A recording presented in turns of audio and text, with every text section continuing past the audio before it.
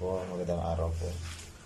So, bali po nandito tayo ngayon sa loob ng bathroom sa second floor.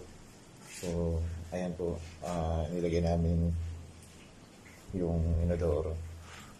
So, ganyan po yung magiging Dito po nakapag-floor topping na po kami dito. Meron na rin pong moldings sa corner. Dito po meron dito po yung molding seat. Ito na po yung level ng concrete floor topping natin dito sa walk-in closet papunta dun sa kwarto. So ayan pong kulay gray na yan. Yan po ay after po ng floor topping namin, nagpalagay po ulit ako ng sa may corner. And pinapahiran ko rin po ng waterproofing para sure pong walang leak. So ganyan po. Ito po yung moldings natin. So, pag titingnan po nyo po yan dito sa shower area, nasa 15 cm po yan. Ang pinakataas niya. Pero pag nandito po kayo sa may part po ng inodoro, nasa 10 cm po ang taas nito.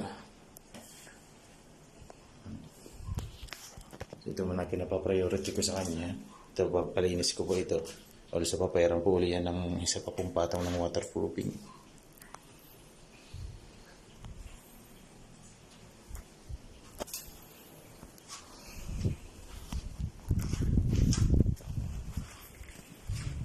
Ito po pala, naikabit na rin namin. Ito pong hamba po ng ating pintuan dito sa master's bedroom.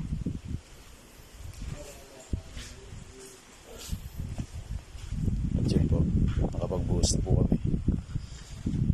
Medyo maulan po dito, kaya dito na po ako nag-video sa loob.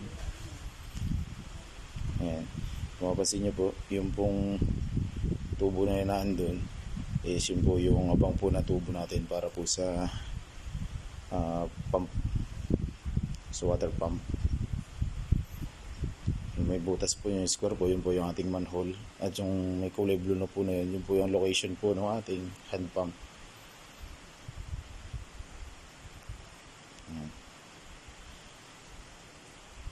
Bukas po pag tigas-tigas yan ng kaunti, ipapagawa ko na rin po yung moldings po para dun sa manhole para ma-install namin yung manhole cover, also yung